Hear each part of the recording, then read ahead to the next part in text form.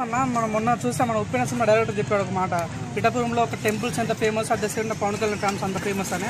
So నిజంగా Pawan Kalyan fans కూడా ఎక్కువ స్ట్రెంత్ ఉంది. ఓటింగ్ పరంగా చూసుకున్నా కూడా అతిపెద్ద ఓటింగ్ ఈసారి పిఠాపురం జరిగిపోయే ఛాన్స్ ఎక్కువ ఉంది.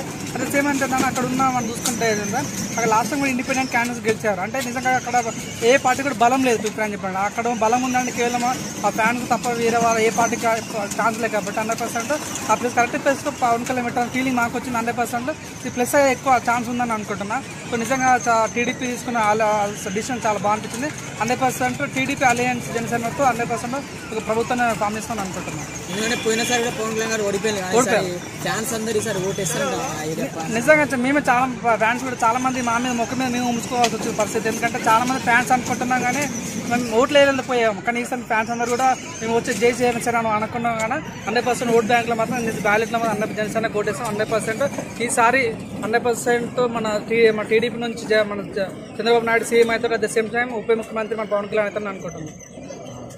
ఈసారి పక్క సీఎం ఎవరు అవబోతున్నారు? మరి చంద్రబాబుకి ఒకవేళ జనసేన చంద్రబాబు గెలిస్తే మరి పవన్ కళ్యాణ్ గారు ఉండబోతున్నారు. ఇందాక అదే ఒకవేళ టీడీపీ అలయన్స్ ఇది వస్తే మాత్రం 100% మన చంద్రబాబు సీఎం అవుతాడు. ఉప ముఖ్యమంత్రి కానీ హోమ్ మినిస్టర్ కానీ పవన్ కళ్యాణ్ కరెక్ట్ సూట్ అవుతుంది. ఎందుకంటే పవన్ కళ్యాణ్ చాలా బాగా తెలుసు కాబట్టి ఈ పోలీస్ వ్యవస్థ కానీ లైక్ అడ్మినిస్ట్రేషన్ కానీ బాగా దమ్ము సత్తా ఉంది కాబట్టి 100% తను హోమ్ మినిస్టర్ గా లేకపోయినా ఉప ముఖ్యమంత్రి సెట్ అవుతాను అనుకుంటున్నాను. అంటే జనసేన 24 నుండి 21 సీట్లు తీసుకోవటాన్ని మీరు ఎలా చూస్తారు? 24 తక్కువ అనుకుంటే మళ్ళీ ఇంకో 3 సీట్లు వదులుకోవటాన్ని ఎలా చూడాలండి? ఒకటి అన్న, ఇప్పుడు బీజేపీ వాళ్ళ ముందు వాళ్ళకి బీజేపీ అలయన్స్ లేకుండే. సో పవన్ కళ్యాణ్ హయ్యర్ అథారిటీతో మాట్లాడి సెంట్రల్ గవర్నమెంట్ తో మాట్లాడి సో ఒప్పించి అలయన్స్ ఒప్పించాడు. సో అట్లా పవన్ కళ్యాణ్ ఒక స్టెప్ తీసుకుంది కాబట్టి పవన్ కళ్యాణ్ 24 ఎక్కలి 22కి వచ్చినాయి. సో దాని తప్పి అలయన్స్ లో బ్రో ఒక విషయం బ్రో. సో అలయన్స్ పెట్టుకుంటే మాత్రం 100% సీట్లు అటు ఇటు అవుతూ ఉంటాయి.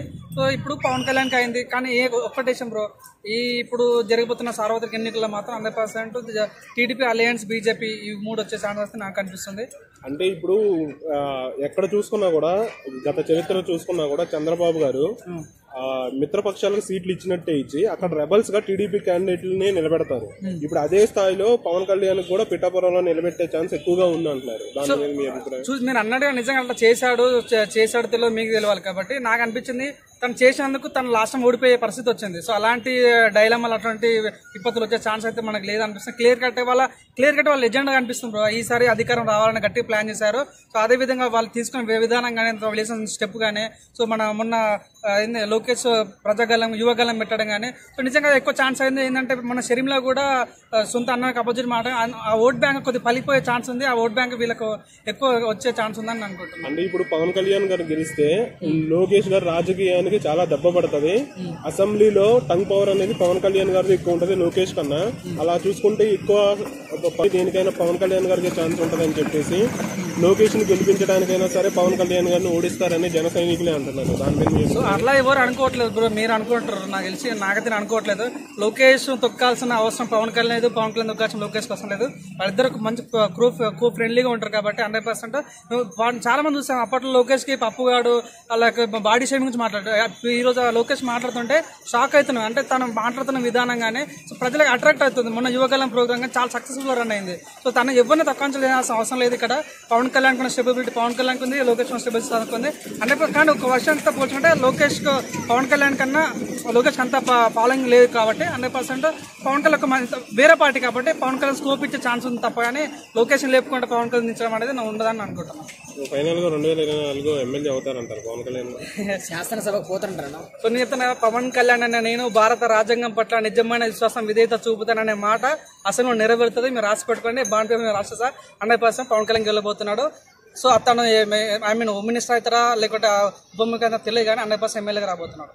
అంటే కాంగ్రెస్ కూడా అక్కడ పోటీ చేయబోతుంది అని చెప్పేసి మీటింగ్ కూడా అయింది. అవును, నిన్న రేవంత్ రెడ్డి వెళ్ళాడు. నిజంగా మేము ఏమనుకున్నా అంటే సో కాంగ్రెస్ కూడా చాలా టీడీపీ చాలా ఫ్రెండ్లీ నేచర్ ఉంటారు. లైక్ మన రేవంత్ రెడ్డి చూసినా కూడా రేవంత్ రెడ్డి ఎవరు అంటే టీడీపీ వచ్చిన వ్యక్తి కాబట్టి సెపరేట్ పోటీ చేస్తారా లేకపోతే వీళ్ళతోటే కూటమిగా పోటీ చేస్తారంటారా? సో నేను అనుకుంటే ఇప్పుడు చాలా పరిస్థితులు అనుకూలంగా లేవు కాబట్టి 100% కొద్దిగా డిస్టెన్స్ మెయింటైన్ చేస్తారు. కానీ లాస్ట్ మినిట్ మొన్ననే కదా షెడ్యూల్ రిలీజ్ అయింది. ఇంకా చాలా టైం ఉంది కాబట్టి పొత్తుల విషయం మాట్లాడే ఛాన్స్ ఉంది. ఎందుకంటే నేను ఎవరినైనా కాదని చాలా సార్లు రేవంత్ రెడ్డి మాట్లాడాడు. టీడీపీకి వచ్చిన టీడీపీ నాకు జన్మనిచ్చిన టీడీపీ అని కాబట్టి రేవంత్ రెడ్డి ఒక స్టెప్ తీసుకుని నిజంగా మళ్ళీ ఈ బీజేపీ పక్కన పెట్టేసి ఇలా వీళ్ళు ముగ్గురు ఒకటే ఛాన్స్ ఉంది. నేను చెప్తున్నా బ్రో, రేవంత్ రెడ్డి బీజేపీకి ఎందుకు దూరంగా ఉన్నా అంటే కేవలం వీళ్ళు ఉన్నారు కాబట్టి వీళ్ళకి దూరంగా ఉండాల్సి వచ్చిందని అనుకుంటున్నా.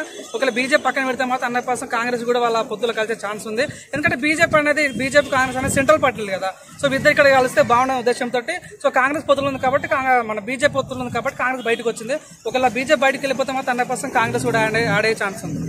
ఆర్జీవీ గారు పిఠాపురంలో పోటీ చేస్తే గెలుస్తారంటారా? ఎన్ని ఓట్లు వస్తాయంటారు? సో నిజంగా తను మొన్న ట్వీట్ చేశారు, నేను హ్యాపీగా అనౌన్స్ చేస్తున్నా నేను పిఠాపురంలో పోటీ చేస్తున్నానని. సో నిజంగా నాకు తెలిసిన ఆర్జీవీ అనే ఒక వింత జీవి. సో మనం ఉన్న ఉయ్యమని సినిమా వేసాము. సో పవన్ కళ్యాణ్ లైక్ చిరంజీవిని పెద్ద మెగాస్టార్ చూసాం, పద్మవిభూషణ్ వచ్చిన ఒక వ్యక్తిని పట్టుకొని కమెడియన్ గా మారుస్తున్నారు. నిజంగా ఒకప్పుడు ఒక ఐపీఎస్ ఆఫీసర్ నాకు ఆర్జీవీ అంటే చాలా ఇంట్రెస్ట్ అని చెప్పి చాలా తన ఇన్స్పిరేషన్ అని ఒక వ్యక్తి ఐపీఎస్ ఆఫీసర్ అయ్యాను. కానీ ఈరోజు రాజీవ్ గురించి మారుతుంటే మాకు అర్హత లేదు, మా ఫీలింగ్ వస్తుంది. అట్లాంటి వ్యక్తి కూడా మాట్లాడడం వేస్ట్ అనిపించి అట్లాంటి వ్యక్తి అసలు డిపాజిట్ కూడా రాదని అనుకుంటున్నాను. అంటే ఆర్జీ